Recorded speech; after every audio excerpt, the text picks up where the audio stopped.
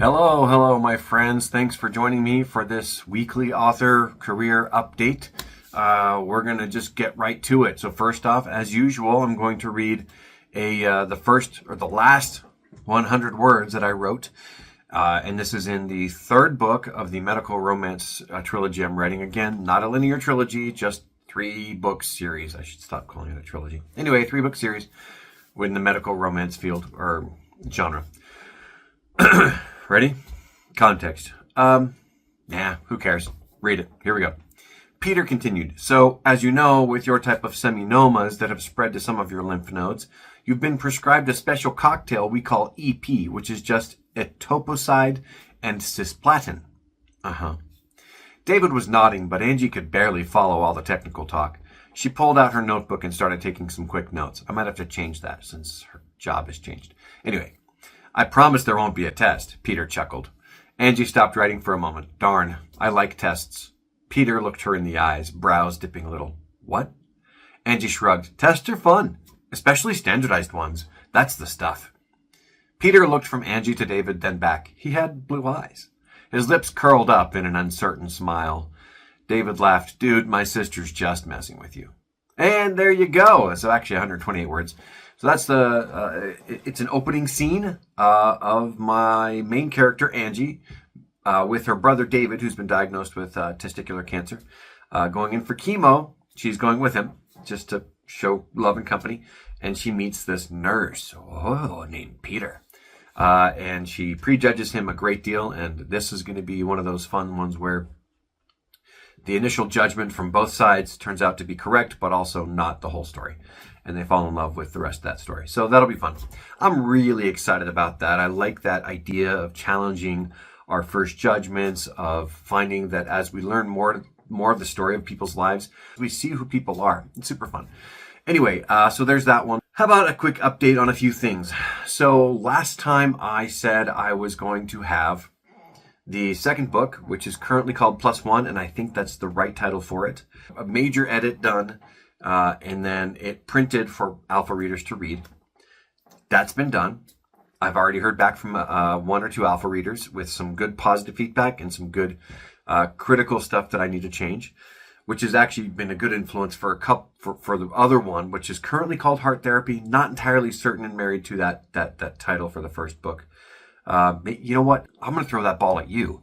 The first book is about a very professional MD in physical therapy who's been practicing for many years. She's single. She's a professional lady. She's in her very early 30s, but she's been single her whole life, except for, boyfriends sometimes. And she's struggled to have any kind of relationship for whatever reason. A lot because she's risk averse, but also because she's kind of demanding of herself and others, a little judgy, and doesn't have the highest self-esteem.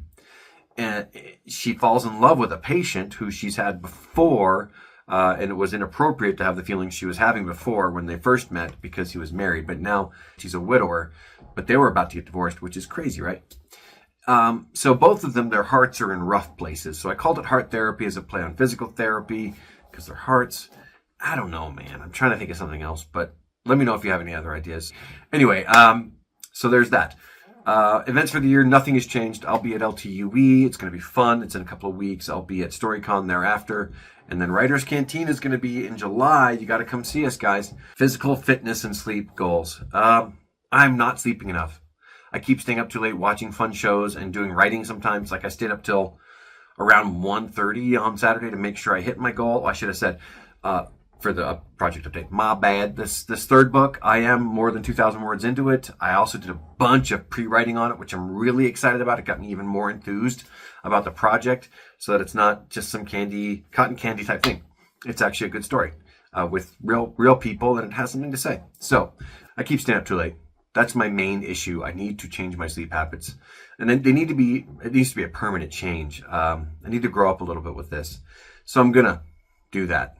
This is my big goal this week. 11 o'clock bedtime, at least 4 days.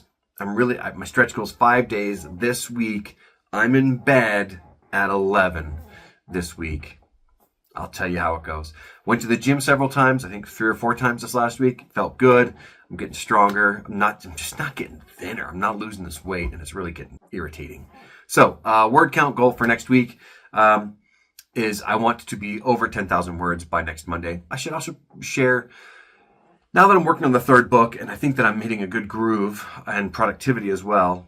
See if anything disrupts that. I got to fight to keep the habits going, build these habits. That's one thing. The other thing I need to talk about. But first, I'm going to start building a social media presence for the author J.G. Nathan, the romance author, a pen name. I'm going to focus entirely on Instagram. These books are going to only be in ebook format. I'm never going to print them. I don't really want to do that whole formatting rigmarole. So I'm going to start building that web presence on Instagram. Here's what I'm going to do on Instagram to start to kind of build that. There's a very active community out there of romance writers and readers, which I want to kind of try to be a part of. I'm going to capture blurbs from the books and post them with just some thoughts. I'm also going to share some possible cover images as I start doing research on that.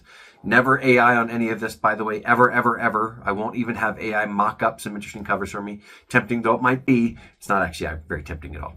And then I want to mention in some of these posts the process sometimes and share some love stories that might build some interest. Just so you know, my marketing plan for starters right now is I want to research titles that seem to be working well on Amazon. That's going to be my main platform for these books for now. I want to look at cover copies, subtitles, and categories that are working for romance bestsellers. And I also want to research the images that seem to be working best. If they're art renderings, like vector art type things, or silhouettes seem to have worked for a while. Kind of a simple art drawing, painting thing seems to have worked for some. Or realistic images, photographs are doing business, as you could say. So that's the plan for that one.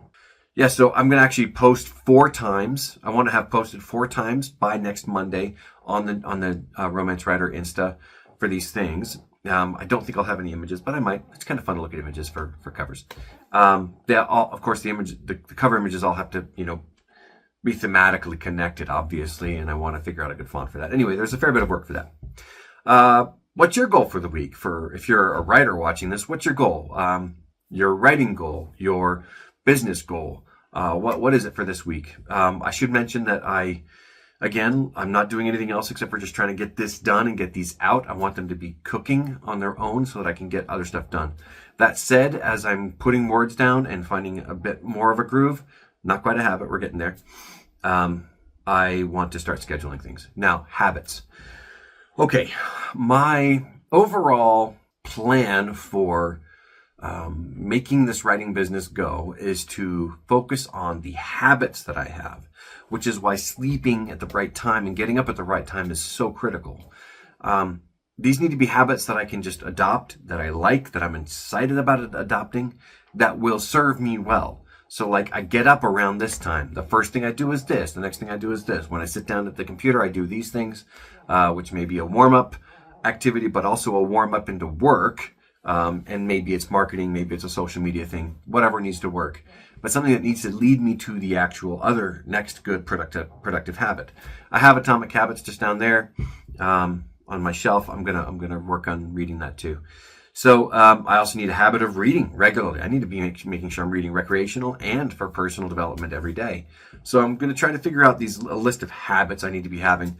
I asked a great writers group online about habits that I ought to have, and they were very helpful. So I'm going to look at those. Okay, so what's your goal for this week? For word count, for outline, for publishing, for if you're not a writer, or if you're a writer but also doing other things, wearing other hats like editors, what's your goal for reviews and stuff like that? And then my writing freebie, so the free write that I want you to do, that I actually am thinking about doing, by the way. What's the worst, lamest chronic pain that you personally would absolutely hate to have? You would hate to have it. If you imagine it, you're like, frick, no. Add it to one of your characters. See what it does for that character. I have found that these kinds of things, these kinds of real details make our characters more accessible. They just do. Because everybody in life is dealing with stuff, be it a physical, emotional, a spiritual pain. It is important. Nobody is just living fresh, normal, unaffected lives. We're all going through something. And it doesn't need to be what some modern authors are doing, which is just living in their navel, looking at their navel all the time, or looking at their just wallowing in the mental anguish that they have. But depression can, and MS or something else, or just chronic knee pain can be an interesting influence on their character. For me, for example, I have had tinnitus for 21 years. I try to imagine life without it, and I can't. But I sometimes think, if it were suddenly gone, would I be quicker to happy? Would I be quicker or slower to angry? Maybe. I don't know, because I don't know what it's doing to me in the buzz that is in my head. And I've had knee pain for 10 years. So anyway, try the chronic pain thing, see what happens to your characters. Thank you for tuning in. It seems like there are some regular viewers of these. I really appreciate you. Please do share, subscribe, ask questions, make comments. As I'm hitting this groove, I'm also going to try to make habit of every few weeks of posting a video about some actual writing technique, process, deep dive type thing. Again, I appreciate you tuning in. I will see you next time. Until then, keep reading, keep creating.